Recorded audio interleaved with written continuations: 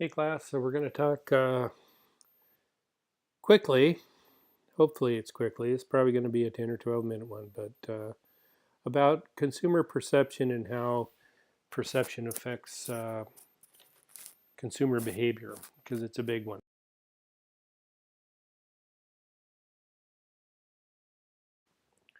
And there's an old adage that goes perception is 95% of reality, which means if you believe something enough, then that's your reality, regardless of whether or not in a broader, bigger sense it's true.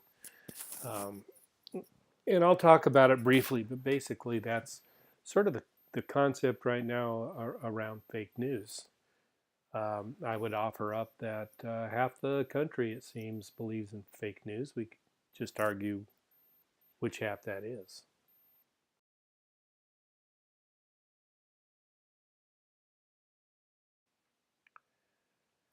Again, if you believe it to be true, then how it's all about how you see it.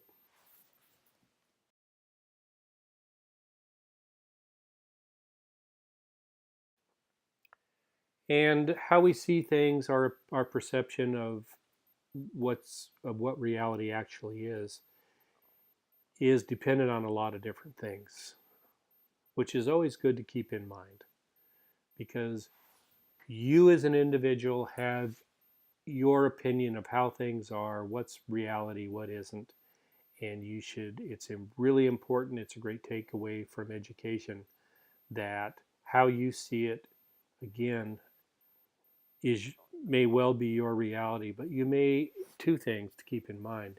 First of all, you may be wrong about what it is at the core that you believe in. Uh, and secondly, it's affected by different things. Your opinions and perceptions are affected by different things, just as that is the case for others. So it's important to keep in mind that they have a different viewpoint of view on things and try to understand and be somewhat empathetic uh, to those factors that do in fact affect their perceptions of the way things are.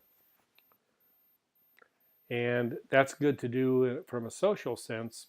And if you can't go there, it's really important to believe from a business sense. That's why we have different segments in marketing, because people have different needs, and or people see things, they simply see things differently.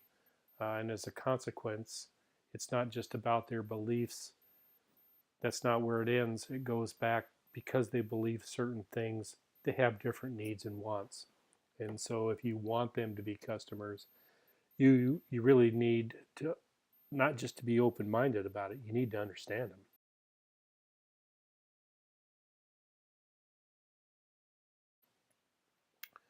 So our perception is defined by what we let in, and what we let in are various stimuli, and the extent to which we let them in is defines our perception, and so we regulate them and respond to them based on our different sensory receptors.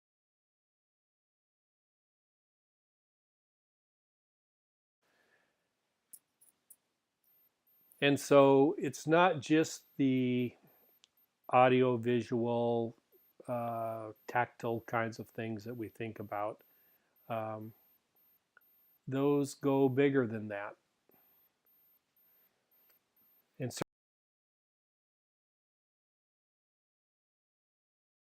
certainly,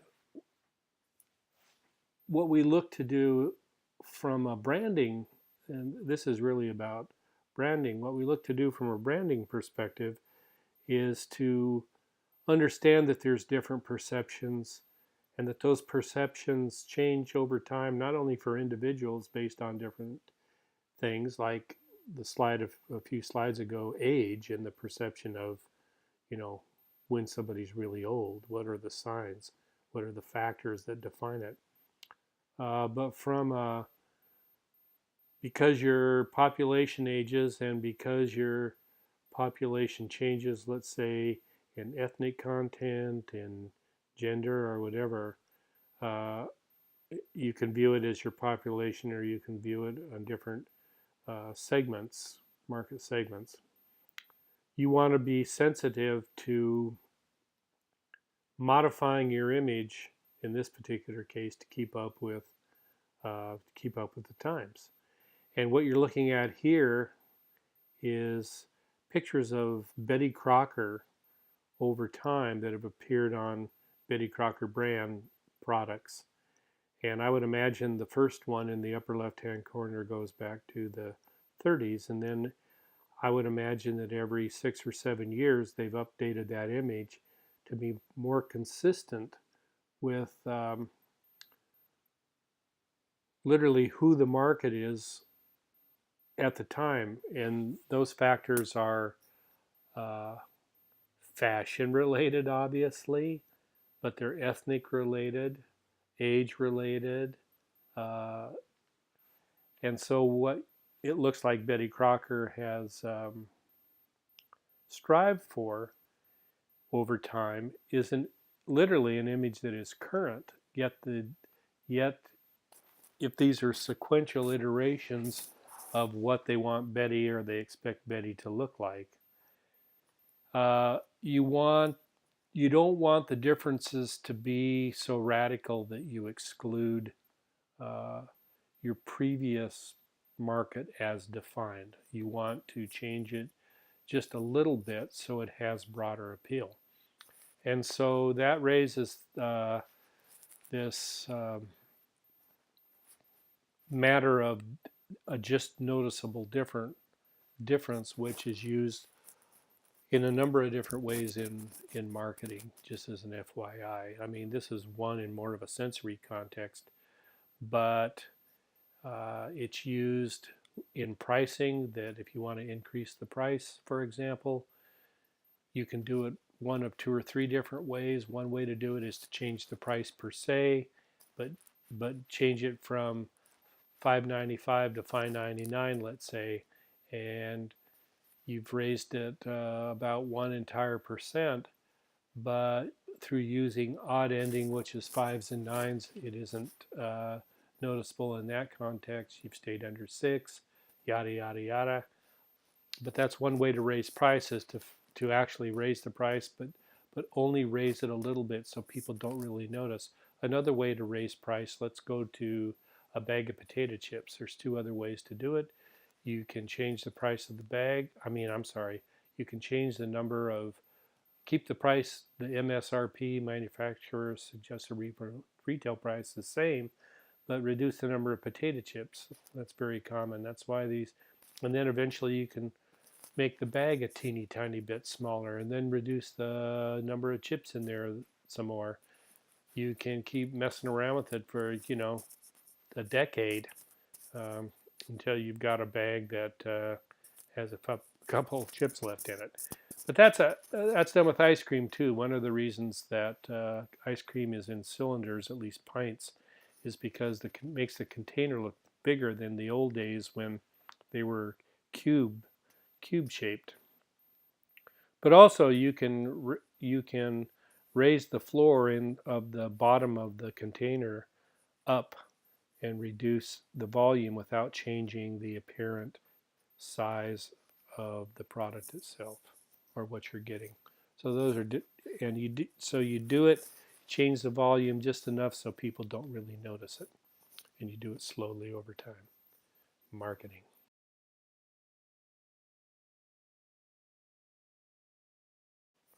All right, we have what we call ambush marketing, replacing ads where people don't see them, like in the bottom of a cup on a golf course on the putting green, or the bottom of your soda in a fast food place or something.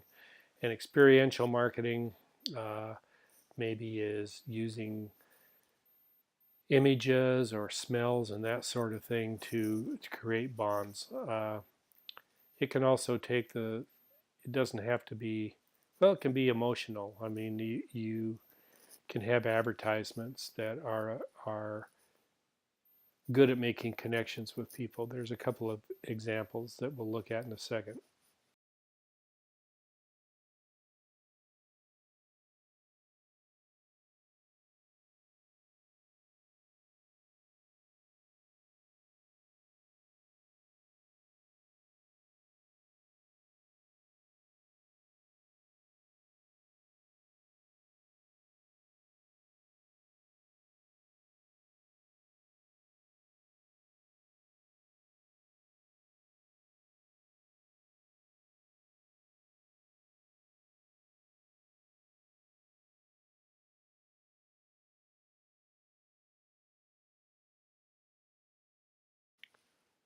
Subliminal marketing is just showing something very subtly, in some cases quickly, like a picture so quick when you're sitting waiting for the movie to watch of a Coke and a bag of popcorn so quickly that it doesn't really register uh, in that moment, but it creates a picture in your mind's eye, in your subconscious that you're not completely aware of, that would drive you to go want to get some Coke or popcorn before the movie started. Used to be a concern in the 50s when they thought the government was afraid that you could do similar things by showing images on TV so fast that people weren't aware of it, and you could say communism is good or something like that, and we'd all be subverted. But it's been shown that it's not particularly effective. It's less of a subliminal, more of a just noticeable in terms of advertising. Let's say in a movie where you just see the top of the laptop in a movie of a placement ad, and you see that it's an HP or you see that it's an Apple, and you kind of make that connection. Uh, but even though that's not what the movie's about, but you notice it.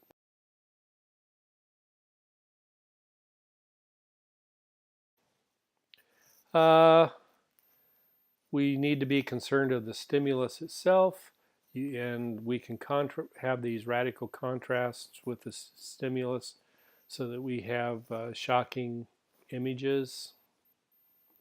We use those with placement of models in ads, the type of models, that so on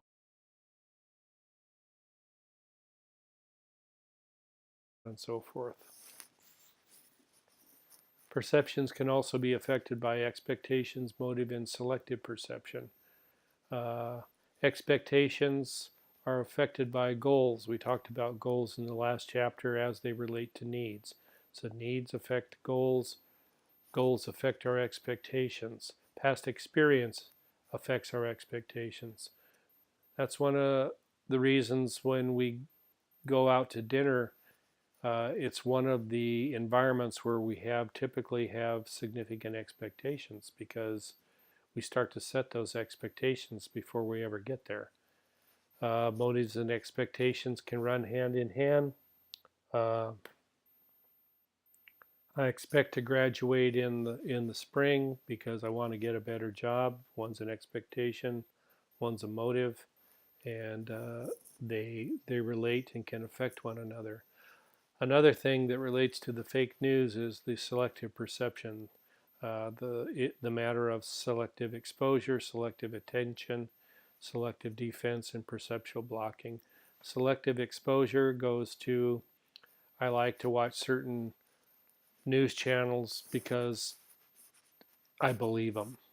Uh, and if you walk into the room and one of those news channels isn't on, you tend to block it out.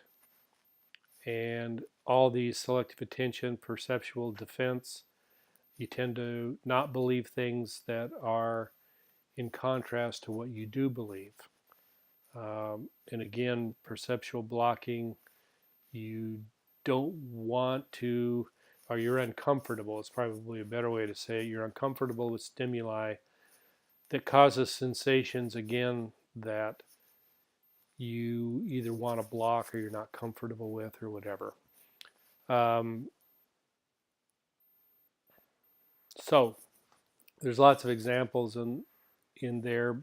I'll simply say this, that these have been psychology based observations around human behavior and characteristics for decades. And we know everything that I just said, people have been doing that for years. That's why you watch certain TV shows, so on and so forth.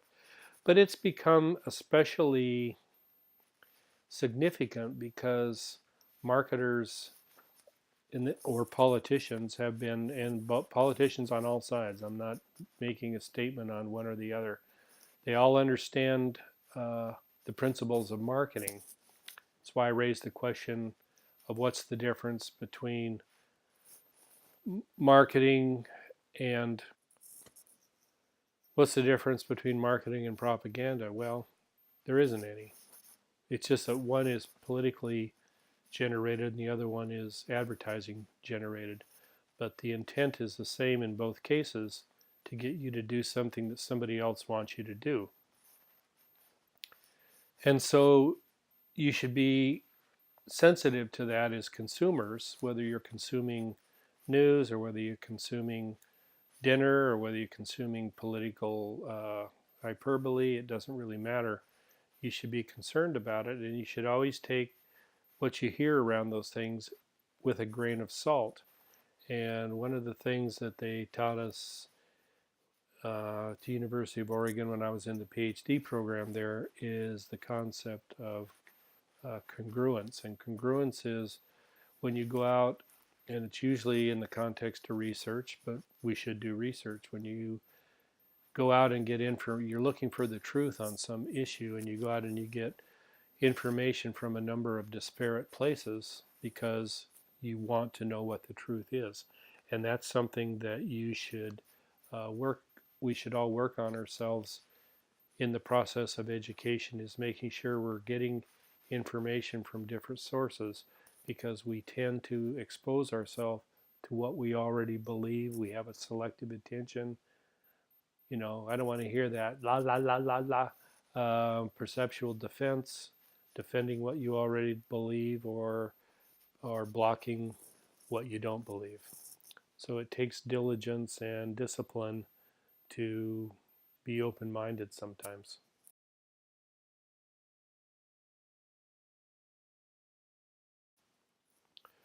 Perceptual organization, we tend to put things in order so that they make sense.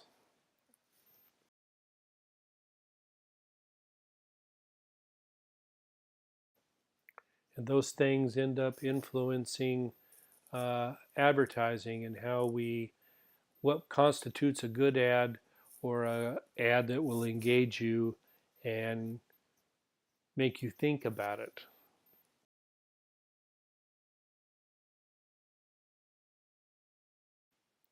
Remember that we react in two ways as people, affectively and cognitively. Most 85% of our reactions to anything are affective, which is emotional, and 15% is cognitive. And I like to ask in class, what is cognitive? And sometimes people know and sometimes they don't. And I always say, think about it. Okay, perceptual interpretation. Uh, Stereotyping and triggering can affect how we see things. We know what stereotyping is. Triggering are things that sometimes are hardwired. Physical appearance. Big, really big, scary looking people can be scary. Descriptive terms. Uh, those, there are many of those. First impressions. We all get first impressions. You want to make a good one because you don't get a second chance for a first impression, they say. Unless you're dealing with somebody who's very forgetful, then it doesn't matter. Um, and the halo effect is the assumption that if something is good at one thing, it's going to be good at something else. If Crest is good at cleaning my teeth, maybe that new Crest substance to clean pots and pans will be good too. We make these kinds of associations around brands and different applications.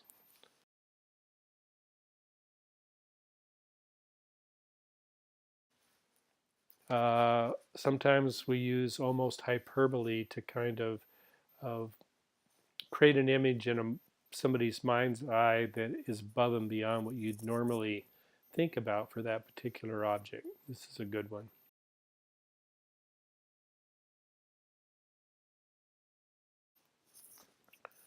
Brand image, we talked about that at the very beginning of chapter 3, but again,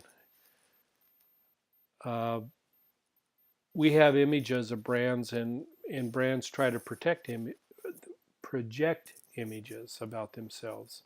Uh, and that is at the heart of the concept of positioning, where the brand sees themselves a certain way, you see them a certain way, and what they want to do is they want to do things that will move them as close to how you see them as possible. It is possible for them to move you toward them, but that's harder to do, uh, and costs a lot more money generally. What they normally want to do is understand how you see them and move toward that image. And they do updates regularly because our opinions of brands change over time, for lots of different reasons. It could be an aging population, uh, which brings about changes, or it could be cultural, ethnic makeup. It can be all kinds of things. But let's go back to the series of pictures about Betty Crocker. Starbucks has changed its logo several times to sort of better resonate with people over time, and they're not that old of a company. Package image is important, and service image is important. Uh, that's why both Nordstrom's and Amazon have really good reputations for their service component.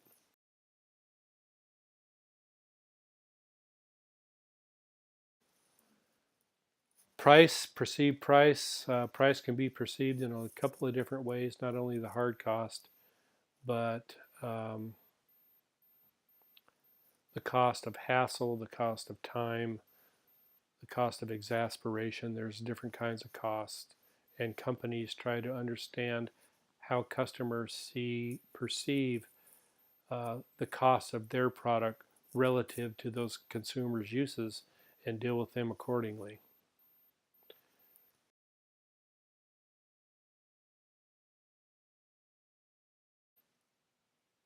And of course, product quality and price are perceived to be very closely related. Uh, we just talked about service, and brand image, store image, manufacturer's image. All those relate back to give you cues, in, intrinsic and extrinsic cues around the quality of the product or service.